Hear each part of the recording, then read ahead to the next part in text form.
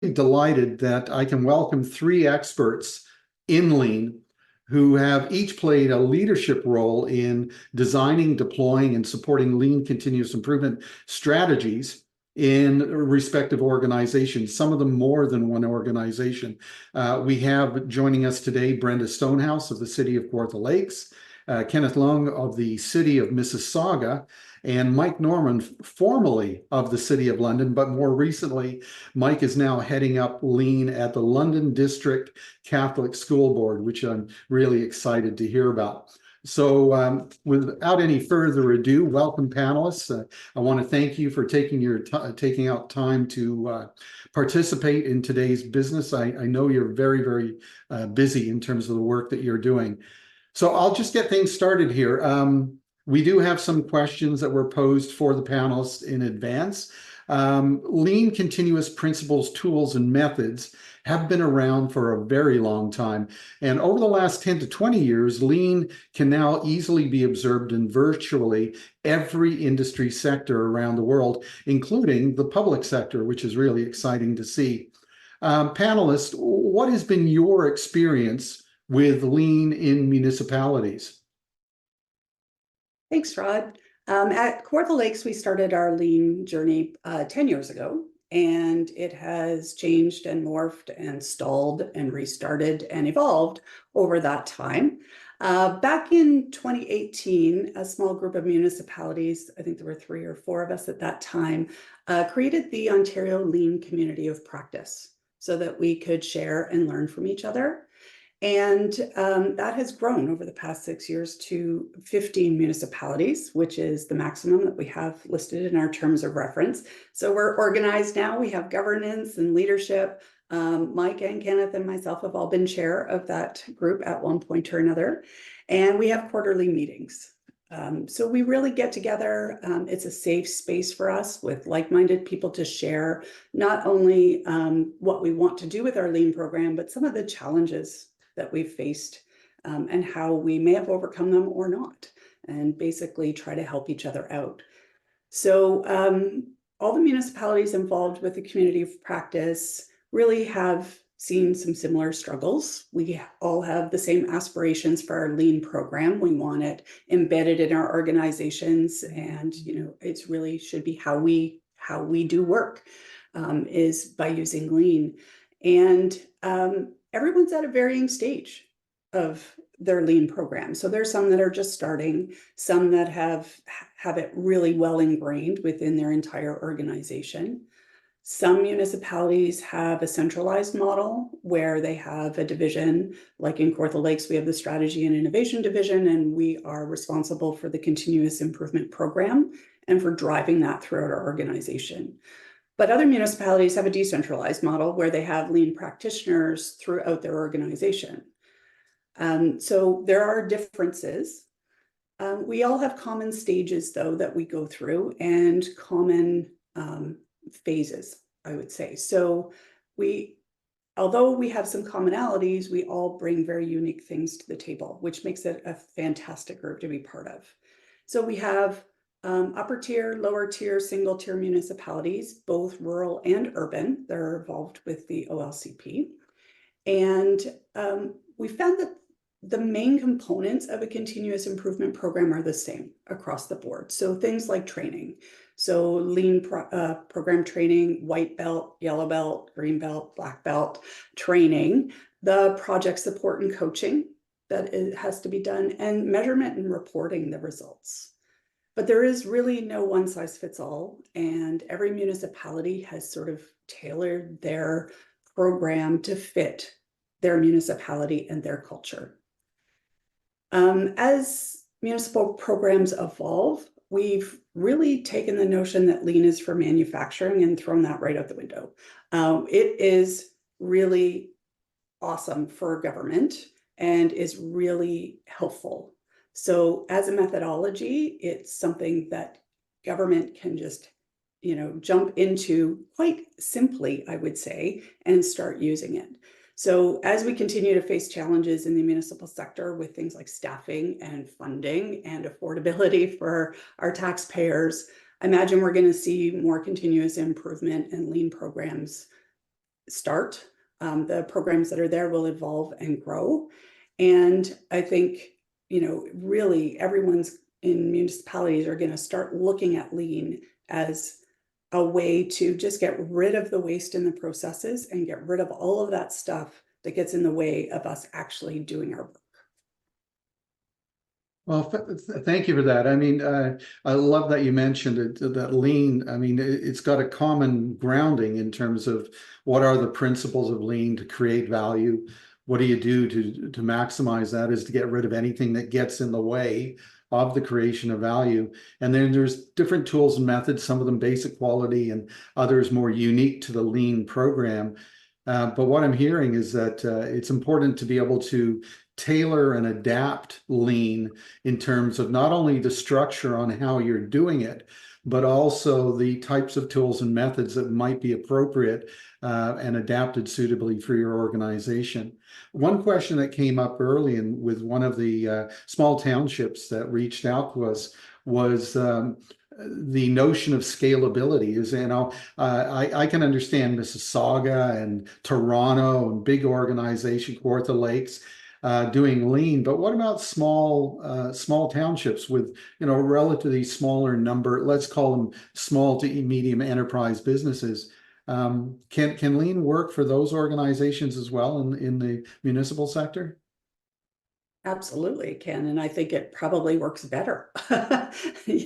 There's fewer people involved in them, so you can actually get the people doing the work involved in making the changes to the processes, which is really great. But Kawartha Lakes, although we're called a city, we are an urban, our small urban center is 18,000 people. So we're not really a big population like Mississauga or London. We have a large rural area and only a population of 80,000 for our whole municipality. So we have a lot of small communities and a lot of small sections to our municipality. And we found that lean can be deployed anywhere. It really doesn't matter the size. And in fact, sometimes the smaller you are, the easier it is to make the decisions and move forward. Fantastic. Thank you for that. So it sounds like lean and continuous improvement is continuing to evolve and grow in the municipal sector. And that's good news for everyone, I think, especially for the constituents. And there's a lot of great lessons already to be learned that we can all tap into. It might be said that improvement requires change. So continuous improvement really means continuous change. And boy, when you look at what's going on in the world today and technology advances, the changing demographics, we are definitely in a continuous change environment. So being able to adapt lean for that would certainly be an asset. So on that topic, I was wondering if one of the panelists might be able to speak to the challenges that municipal and public sector organizations will likely encounter as they try to do lean. Could anyone answer that particular question? Thanks, Rod. Yeah, good afternoon, everyone. Lean doesn't come without its challenges for sure, but they're not insurmountable challenges. You can expect, when we started lean at the City of London and in my past in healthcare as well as automotive, the challenge is really what are those competing priorities within your organization? And in some cases, Brenda mentioned this earlier, myself, Brenda, and Kenneth, when you're tapped to implement a culture of continuous improvement, there's usually just one of us, or there might be two if you're lucky. So now you've got one individual trying to implement and spread a culture of continuous improvement across, in the City of London's case, 5,000 employees, 35 or 40 different buildings. So it's a geographical nightmare. But, when you look at what are the competing priorities within your organization, you need to look at the other example would be council changes every 4 years. So with a change in council, you have other priorities, and you might have just finished off your previous strategic plan. You're not quite done. Now you have a new strategic plan. What do you do with the old stuff? So there's those changes in leadership. That's going to happen regardless. COVID was another challenge, but when COVID came along, really, we adapted, especially the Ontario Lean Community of Practice. We were pretty nimble with COVID. We changed everything to online. We leveraged online tools and technology like RPM and Mural, certain tools like that. But when you're trying to embed a culture of continuous improvement within your organization, it's very important that that communication is spread throughout the entire organization. With me at the City of London, it was our city manager and myself that crafted that communication plan. It wasn't embedded in the finance department or the human resources department.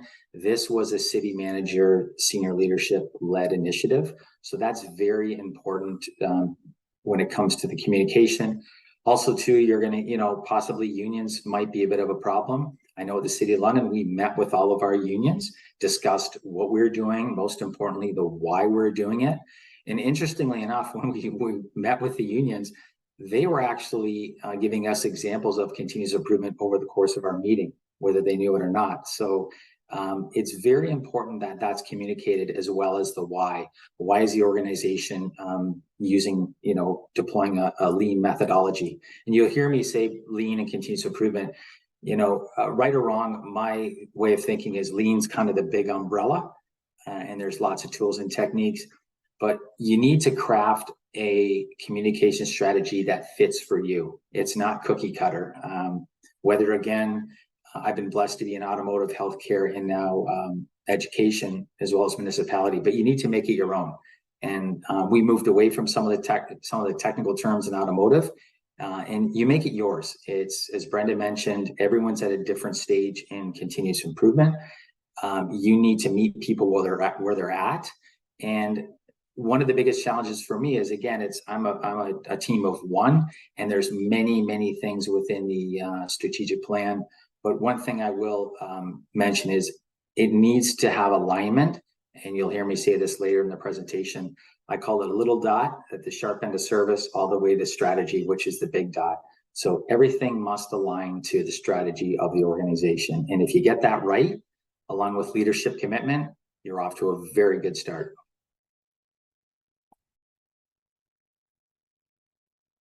You're on mute, Mr. Morgan. Thanks, Mike. I wrote down a few things as you were talking there. Leadership alignment, strategy, culture, continuous improvement resources, a focus on customer experience, engaging with the front line, data, and evidence-based decision making. I mean, there's lots of moving parts, and I kind of get a sense that it's not simply going out and saying, hey, I need to fix this one problem. It's more of a holistic view of the organization and how to deploy and support the right resources to solve the right problems at the right time. And sometimes, and maybe you'll speak to it later on, it's not about improving a process. Especially in today's world, it might be rethinking the actual landscape and saying, you know what, this process served us well, but we need to go beyond that. Let's go back to a blank sheet of paper and see how would we redesign this, employing the right resources and technology with an even better understanding of who our constituents are today and what their needs are. So applying lean to improvement, but also to design in terms of new products and services. Yeah, if I could just, sorry, Rod, if I could, when you said redesign. So one quick thing we did with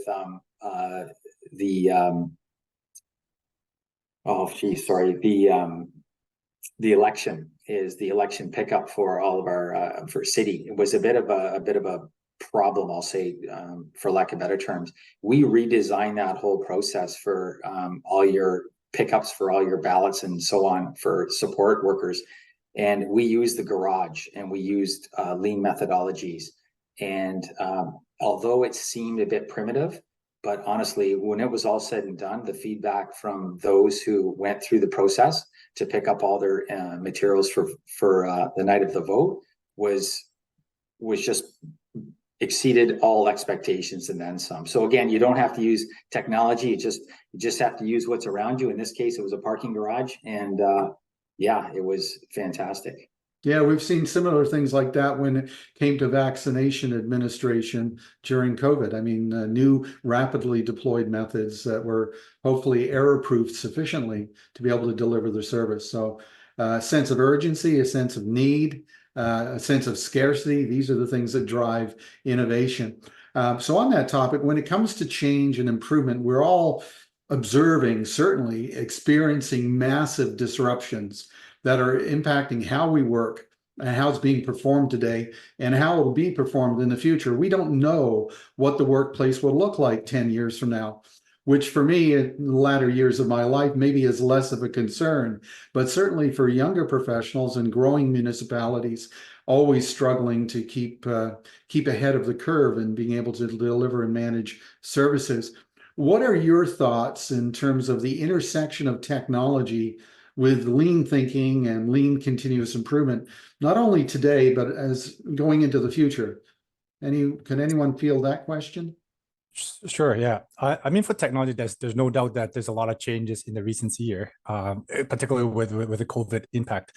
I think we can see that how it has changed our work as a lean practitioner in terms of how we share continuous improvement, but also the way how services are delivered at the city. So I think there's two areas to explore. On the first area, talking about lean thinking and engagement facilitation, the impact is obviously with the digitalization wave. It really has changed the way we deliver sessions, from the traditional in-person sessions to a blended e-modules and virtual facilitator-led sessions, using tools like you mentioned before with like murals. Those are the virtual mapping tools.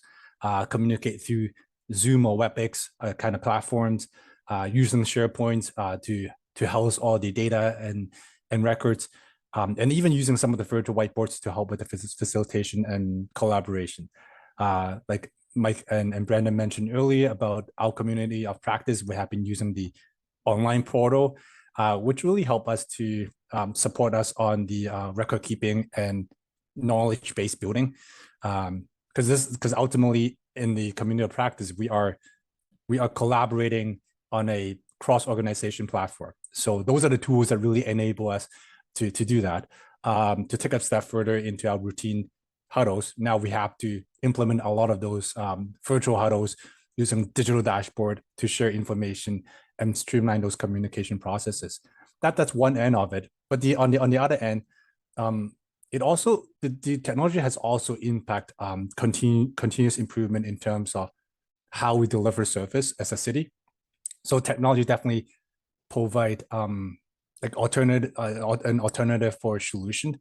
And if you think about it, I think we mentioned some of those already in terms of how AI, smart connection, data-driven decision making has changed the way we do things.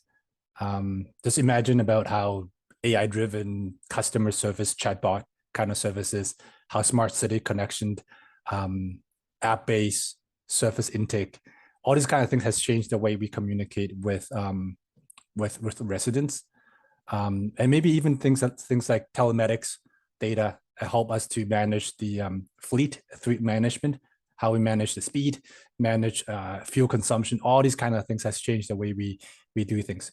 So if go back to the question, if we're talking about, hey, how are we moving from now to the future? I think as of now, we are already in that digital and online platform kind of world. As we move forward, there will only be more, there will only be more data-rich environment developing. With more data, there will be more integration of system, from I guess upstream to downstream will be fully integrated system and processes, even the way we manage continuous improvement. So as a wrap up for the technology side of things, I think as a lean practitioner, I would say it is definitely, I can say that the advancement of technology and tool has effectively improved lean initiative. However, the success of technology application, it's really fundamentally rely on people and processes. So sometimes the complexity of technology might cause frustration to people. It is important to make sure that we do not automate bad processes. There has to be the foundation of people and processes, and then how the technology come in place to enable all this stuff. So, but on the other hand, quite often that there's like you mentioned, there's the technology influenced business model in the community that interrupt the way we do things. So like Uber, like Airbnb, those kind of interruption. So from that perspective, We know that the city as a service provider, we have to be able to meet the demand, be able to be good and quick at problem solving. So I guess if there's a message, then it would be, get those problem solving muscle ready in your organization, so that you can really leverage and respond to the upcoming wave of advancement and technology advancement. Well, thanks, Ken. What you shared really does resonate with me. I mean, technology has affected our firm, even the company I work for, in terms of our online training courses and the clients that are signing up. If you had asked me 5 years ago, what sort of courses would we offer? I mean, we've got big demand for artificial intelligence courses. We've got people signing up for cybersecurity, which is like a 39 module course. It's not as bad as it sounds, but it gives you, it's ideal for frontline employees because it gives them awareness that helps, of course, in contributing to overall cyber security in an organization. We've got coding, software tools. There's even courses on remote working and remote leadership. Again, these are not courses we would have delivered before, but certainly well timed. The other thing you mentioned is I was talking to a client just a couple of days ago, and they're in the healthcare space, very big North American wide, huge company. Hundreds of products in their designed specifically for healthcare around data flow and information. But one of the things they said, if you look at our products, you'd say what we did with it and the user interfaces, it was good for us. Our developers were building it so it was a good experience internally, but we weren't focusing enough on what the end user experience was. So again, I think you mentioned the point, Ken, is that you've got to really focus to make sure you're leveraging the right technology, but it's always for the purpose of improving the user or customer or constituent experience. Mike, you had something to share. Yeah, just wanted to really emphasize what Kenneth said around the processes and people and technology. I noticed on the very beginning with the survey we did, probably 50 to 60% of our participants are new into continuous improvement. So when you are looking at your processes and technology, it's very, very, very important that you look at where or how effective and efficient your process is. And to Kenneth's point, and again, I can't stress it enough, is get your process right, and then start to look at technology, because that, if you don't do it that way, you are really introducing a lot of complexity and frustration with your end users with a broken process, as Kenneth said. So again, look at your processes and then start to implement your technology based on how successful those processes are. Fantastic. Thanks, Mike.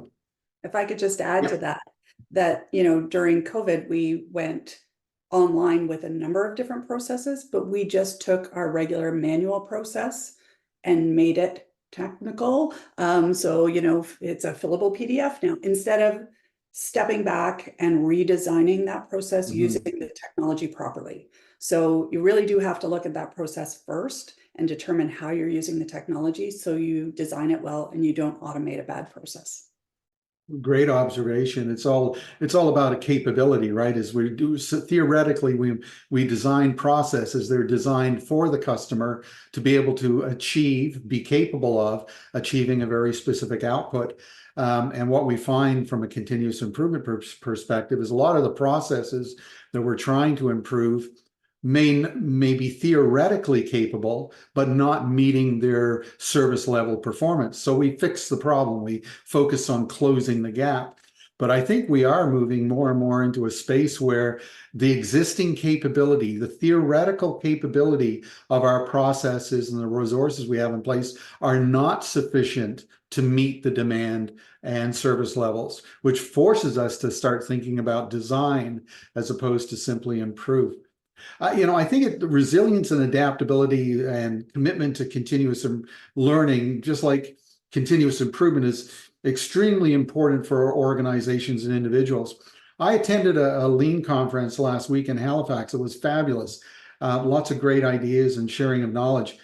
And the development of a lean culture and changes in behavior was a real common theme. It kept coming up over and over again for the presentations and workshops. It's all about culture. It's all about behavior.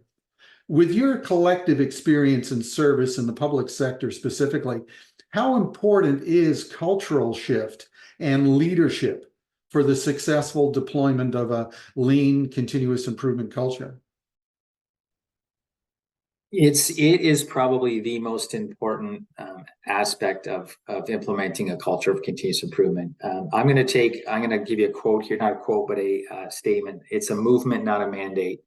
And that isn't mine. That's Michelle Adlam from York Region.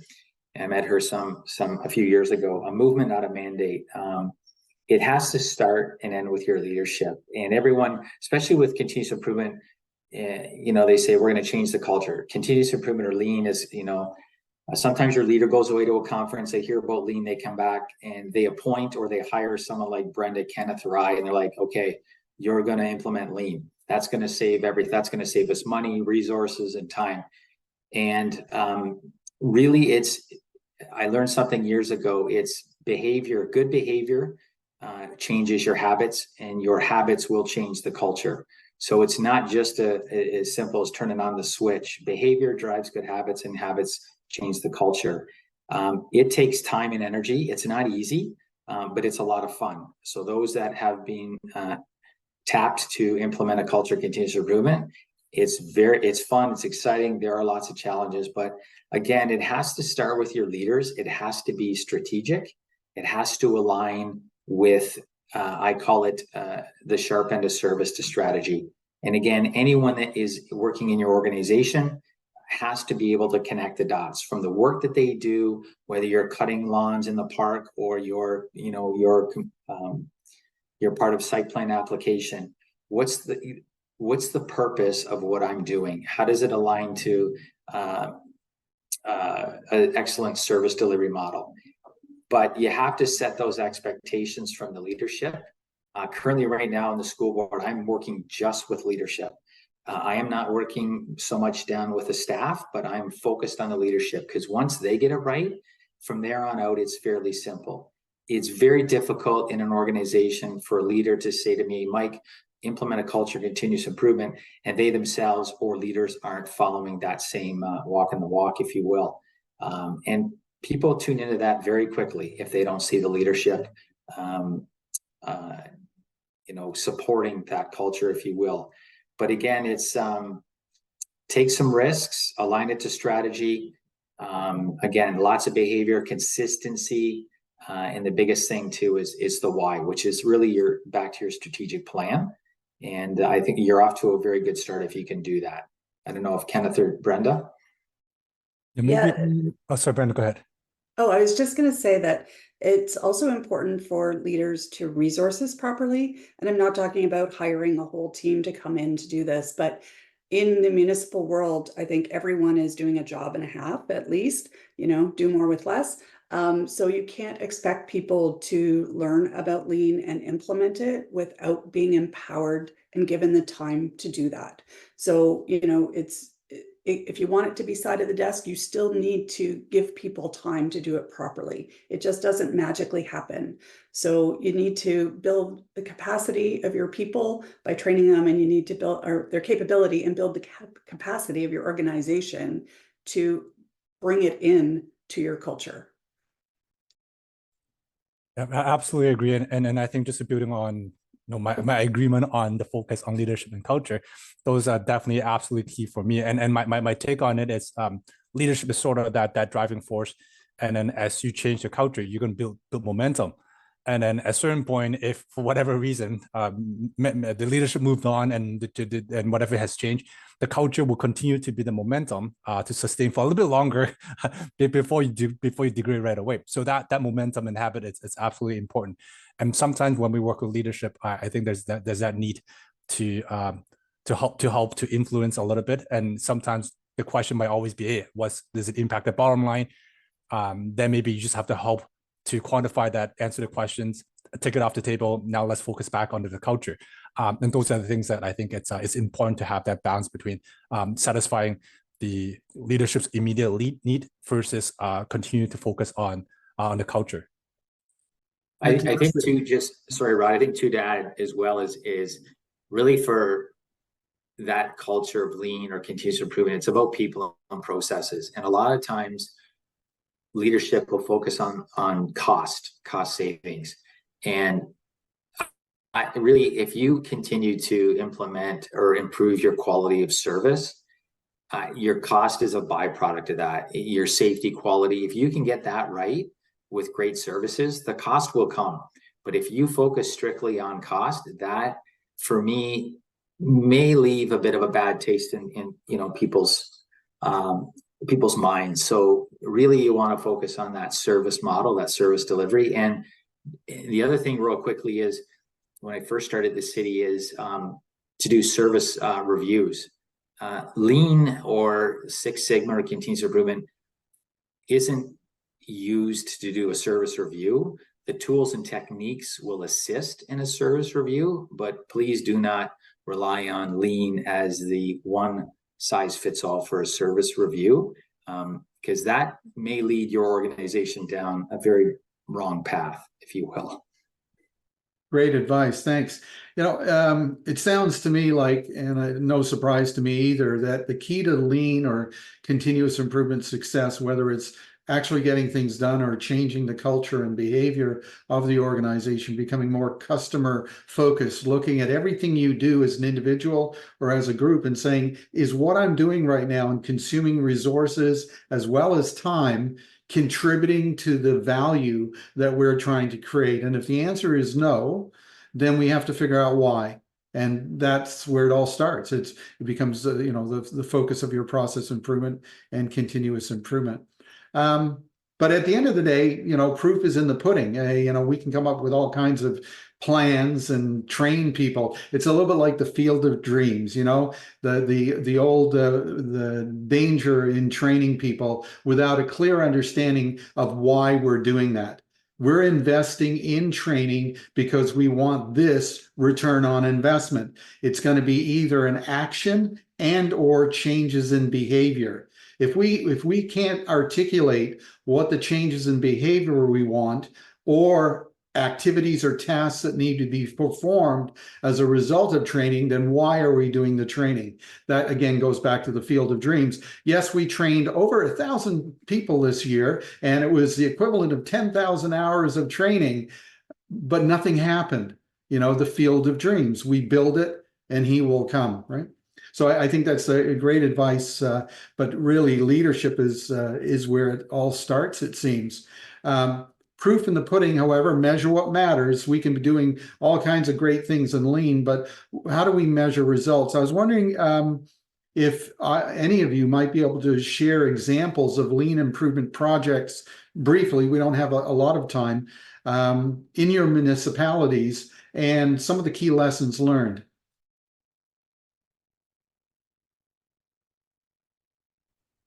Okay, I can take a stab at it. Maybe not for lessons learned right away, but just a couple of examples that we can see from an external standpoint. A couple of projects, for example, like Vote Anywhere. It's an IT deployment, but it's very external facing. Other external facing one may be like Service Window Hub. It's a community service in supporting like a homeless shelter and people. There's also the public utility coordinating community. It's a community that you have to take the intake of services for external utility group and for the implementation. Most of them has to do with measures like, it used to take 8 weeks or 8 months to do it. Now we have to bring it down to the legislative requirement of 4 weeks. So lead time reduction. A lot of them has also to do with effort reduction. We're putting way too much staff time and effort into providing a service. It's costing time and causing money. How do we reduce that? That has to do with like our second example with the Service Window Hub. But some of them, it's just a matter of right now we're not able to deliver. Like the Vote Anywhere example, there was a transition from the traditional voting process to using, instead of tablet, we're using computers. And now the process does not really exist. There has been a trial. Now, how do we do it? Now it's going through that process and make sure that from not being able to do it to being able to do it with a new process. So those are just three of the examples that is more external facing with specific measures, whether it's quality, cost of delivery. We, at the City of London at the time, you can do anything from 5S workplace organization, which is very quick and easy, simple, very engaging, and you have lots of fun, all the way up to the site plan application with our developers. And somewhere in between, we worked with our long-term care home to implement our vaccination protocol at the worst part of COVID. We didn't have a lot of time, and we had to implement the vaccination process for staff and support workers and caregivers 3 times a week. It had to, all the data had to be structured and sent out to the Ministry of Health. So the time constraints were very, very aggressive. Where I'm going with all of these 3 examples is, in the City of London, we did it. I think we did a really good job. We focused on the people and we focused on the processes, and they weren't easy.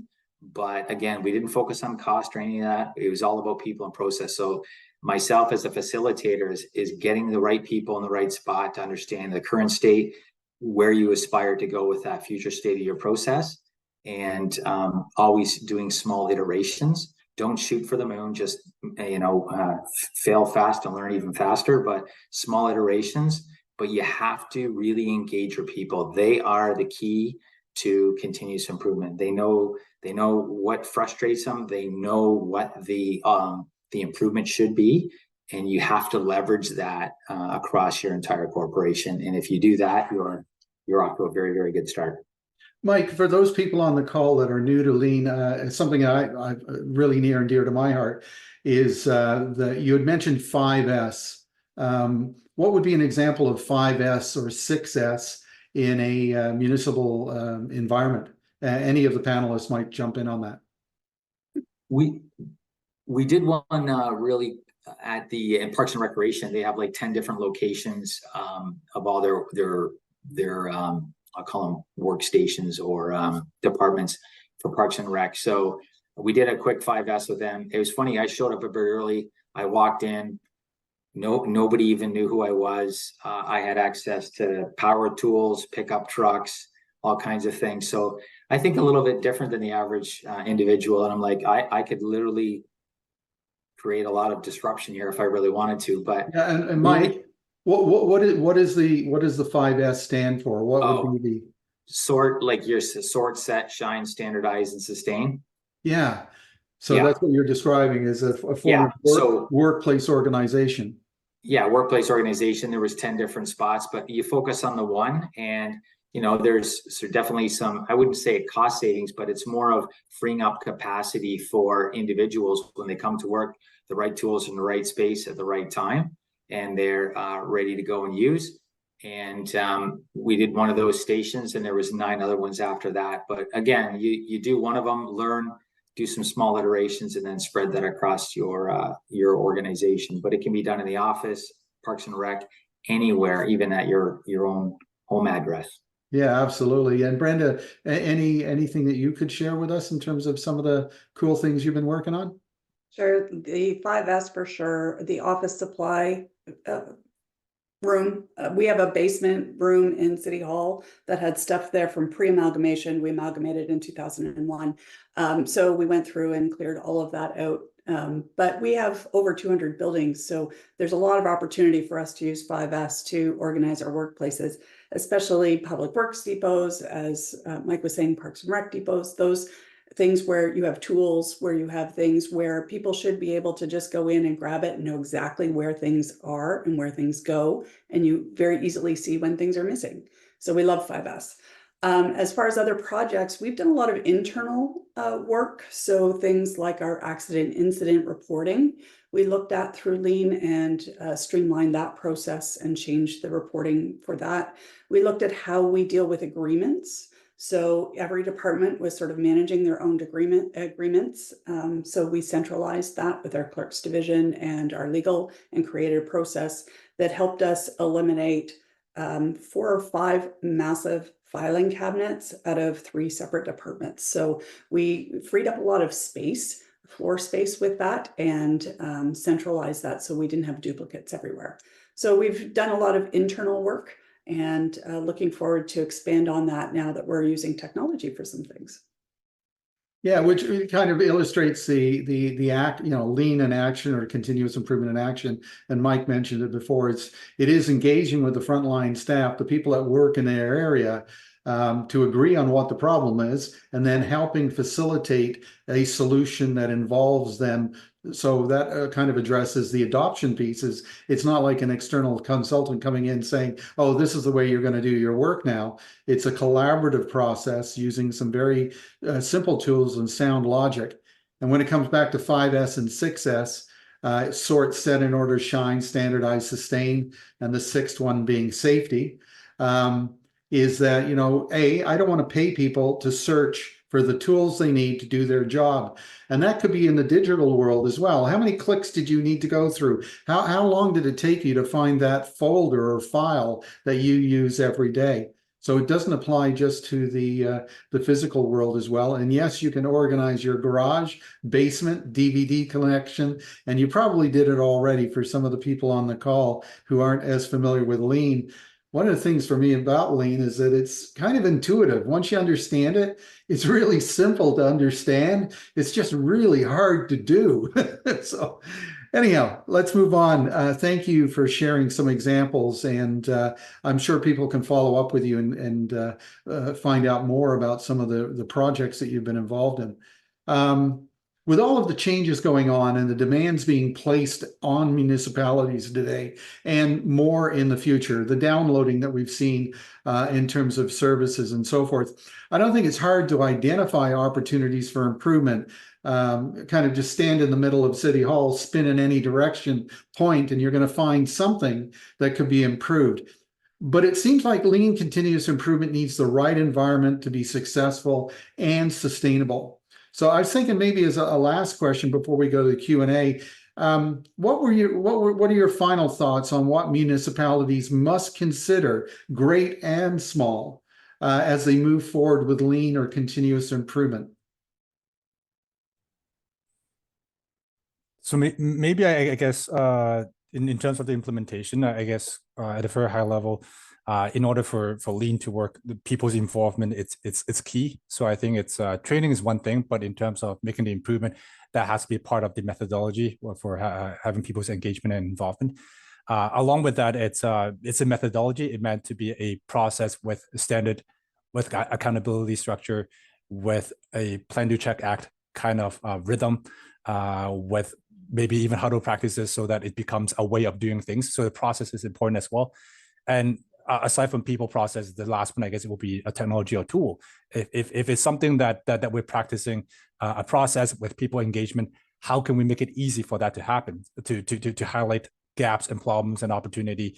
So that gets into the tools, whether it's dashboard, whether it's visual management, whether it's performance measures and indicator, to highlight gaps so that people can easily identify a problem and be able to respond to it. So to me, it's going back to the fundamental thinking about people involvement, having a clearly established process and expectation, along with tools that help to identify and do problem solving. I would agree, especially with the setting expectations side of things. This is something that we have struggled with over the past 10 years. So we train people in Lean. We have an expectation, maybe that they do a project, maybe not. It isn't very clear. And so we've been working on how to set out those expectations and make it clear to everybody about what continuous improvement looks like in our organization and what we're measuring and what the expectations are. And because we've changed our program a number of times, we have to keep revisiting this. But it is a challenge and something that if you can set that out at the beginning to say, here's our expectations, here's clearly why we want to use Lean. When we first started, the focus was solely on money. And it really backfired on us because the people doing the work, finding all of the savings, weren't able to use that money. It was just taken away from them. And so we've spent a lot of time trying to build back up to Lean to be a positive in our organization rather than a negative. So set the expectations out clearly first, and change them if you need to, but just be clear and constant communication. You cannot over communicate. And Mike, anything to add to that? Not really. I think both Kenneth and Brenda hit all the high points. Really, the commitment to is it can't be side of desk. And I mean, for those that are of our participants, it's just one or two of you trying to implement this strategy in the organization. Really, you have to meet with your leaders, set those expectations, set the alignment, top down, bottom up across the organization.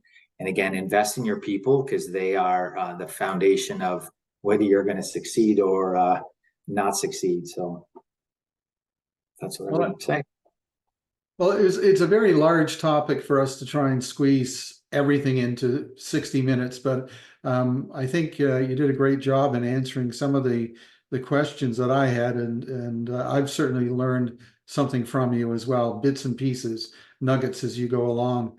I'm just looking at the chat window right now. I thought what we can do is certainly open up the floor to any questions. And again, if you could type your questions into the chat window, we'd be happy to respond. We'll also be sending out a follow-up package with a recording link if you want to share this particular webinar with other members of staff.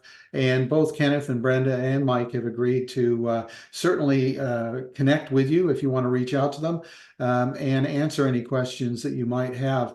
We'll send you all of that follow-up as we go along. Valerie Norris Kirk from City of Grand Prairie mentioned, and City of Grand Prairie, of course, has been working on continuous improvement for quite some time now. Mentioned, I agree, not only could work be better, but with many hats, smaller municipal employees were where the lean process helps to identify efficiencies. So thank you, Valerie, for that observation. It is about scalability. You can apply lean at home. You can improve your own processes. In fact, all of the tools in the lean toolbox, the one Mike talked about strategy. Well, everyone talked about strategy. There's a method called Hoshin planning or Hoshin Kanri in lean, which is aligning your long-term strategy, 3 to 5 year plan with goals for the year, and then deciding on what actions, what projects, what initiatives that are going to be done this year to move you to your annual goals and your long-term goals. You can take that same tool, it's called an X matrix, and you can sit at home with your significant other or yourself, and you can set up your own 3 to 5 year plan and figure out what you're going to do this year to be able to start moving in that direction. 5S, the notion of sort, set in order, shine, standardize, sustain. You can apply all of that, and you probably have done to some extent. My grandson, I always tell the story of my grandson when I had him do a 5S of his bedroom one weekend, but we don't have time for that story. But this is what is so great about lean, is that it's common sense. And the tools, once you understand the tools, you can probably put all of lean on one page of paper. If you think about what's the principles, what are the 8 weights, what are the tools, it's a fairly short list, but what's really cool about it, it causes you to think differently. Lean thinkers are weird because they don't think the same way as someone else that hasn't been taught and schooled in lean. And I mean weird in a good way. Let me just scroll down here to see if we got, Jerry had mentioned, what are your thoughts on lean, not as a methodology, but as a culture within municipal and small island settings?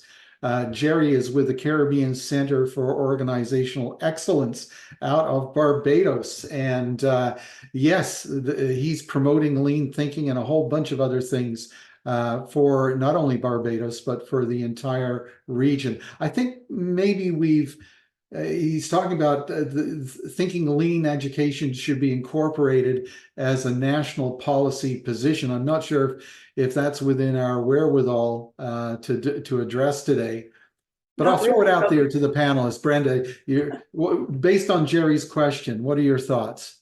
I would just say we'd love to go and visit Jerry and share best practices. Oh, yeah, absolutely. Yes, if you haven't been to Barbados, go to Barbados for sure. But yes, the continuous improvement is alive and well in Barbados in almost all industry sectors. There's a company called Massey. If you're going to buy food in Barbados, you're going to probably buy it from a Massey supermarket. They've been doing Lean Six Sigma for a long time. The government of Barbados is looking at lean and continuous improvement and always have. So it's totally scalable, totally adaptable. You just got to have the right conditions in place to inspire you to want to get better at what you do. And I think we're all motivated to do that today.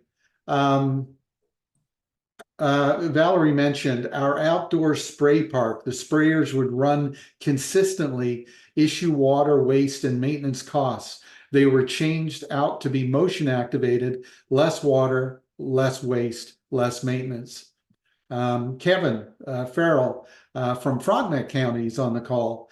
5S has been a great tool for Frontenac County. In fact, they won an award last year, I believe it was. I think we posted something on that in our CI spotlight.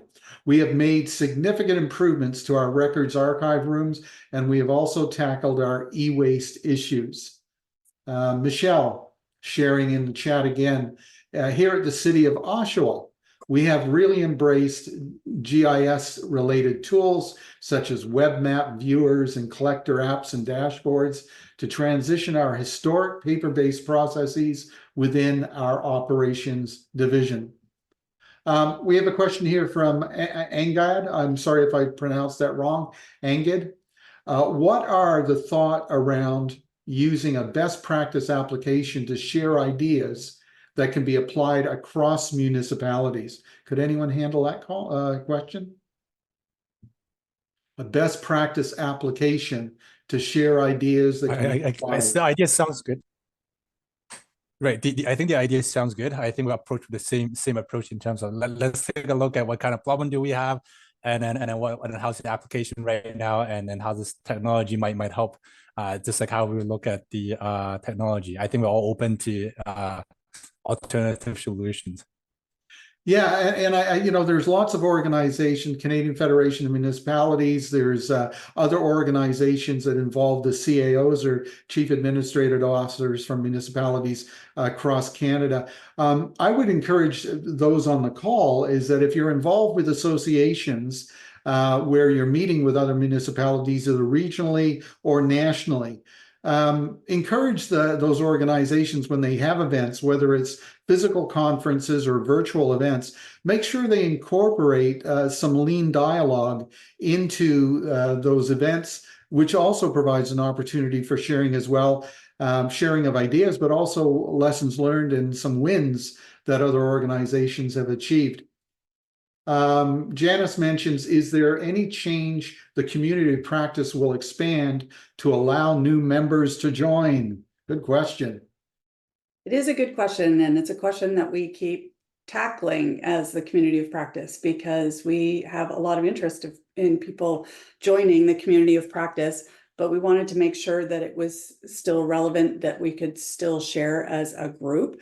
So we've talked about perhaps different chapters, or different options to expand. So we are discussing that. We're open. If you are interested, send us a message so we have an idea of sort of where people are coming from, and that'll help us in the decision making.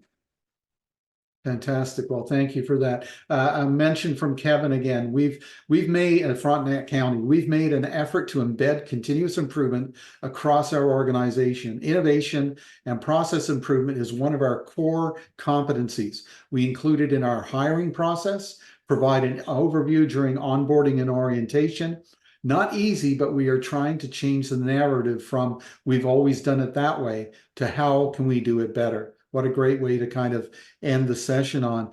We're coming up to 1:58. I've got time for one more question. Let's throw it out there, for those people that are new to lean. And I do appreciate there's people on the call right now that are well-seasoned, experienced in lean. So I want to thank you for being on the call, not just our panelists. I'm hoping this leads to more connectivity, more people networking together at the municipal level, sharing of best practices. Panelists, last question, quick one before we sign off. What advice would you have for municipalities, even small or large, just starting their lean journey? Can you give us kind of the top 3 things that you would say, you need to do this, you should consider this? Sure, I'll take a stab at it. I think the first thing it's definitely need to find somewhere with a leader or a sponsor to support the idea. Doesn't if going to the top, it's difficult. The scale is too large. Scale it down to a department or division, somewhere that you can actually apply with the level of support and understanding and appreciation. Without that, it's just like the first thing about leadership. Without that, then we're not going anywhere. With that, then the next thing is then we can demonstrate it with a pilot. If successful, then we talk about planning it out for the full rollout. But the first thing is start small. Make sure you have the full support as a with sponsorship. I would say that's to me that's the number one thing. Without that, I don't think we're going anywhere. And for me, the number one thing would be communication. So when you start, you're talking about what lean is, what it isn't. We're not here to cut jobs. We're not here to slash and burn, right? So what is it? What are we trying to get out of it? And engage people throughout the whole process. So keep everybody in the loop so there are no secrets, and celebrate the success. We often get through the end, like to the end of a project and go, oh, okay, now we're done, on to the next. Take some time to stand back and say, wow, we did an awesome job. And really thank the people who did the work and can maintain that improvement going forward. Fantastic. And it's hard to ask Mike. You've only got 60 seconds, Mike. Give us 60 seconds. I can give you 15 seconds. It's going to take time. It's a lot of fun. Don't get frustrated, because it does take time. It takes a bit of energy. Do not get frustrated. Even if you've been at it 5 or 6, 7, 8 years, you're just going to start to scratch the surface. There's always lots to do. Just have fun and don't get frustrated. It's lots of fun. Fantastic. And I'll end on this. Ron Black in the chat window. I'm now a deputy mayor in a small Ontario municipality. I'm loving this. In my former life, I was a master black belt in Six Sigma, which Lean Six Sigma continuous improvement, right? Methodologies, an advanced lean practitioner in the healthcare industry. Unfortunately, productive theory has not been widely embraced in municipalities. What do you suggest in the first step to bring municipalities into the culture? Certainly lean basic, transactional, and 5S training for all staff would be a good start. We will be sending out an information package with the contact information for Kenneth Leung, Brenda Stonehouse, and Mike Norman. You can also find them on LinkedIn. It wouldn't take you very long to do that right now. And I'm hoping this, for some of you, this is the start of something special. Especially for your municipalities in the coming year. So thank you, everyone. Again, have a safe, successful, and rewarding 2024. And we'll wait and see what happens, because it's a changing environment out there. Take care, everyone. Bye. Thanks, everyone.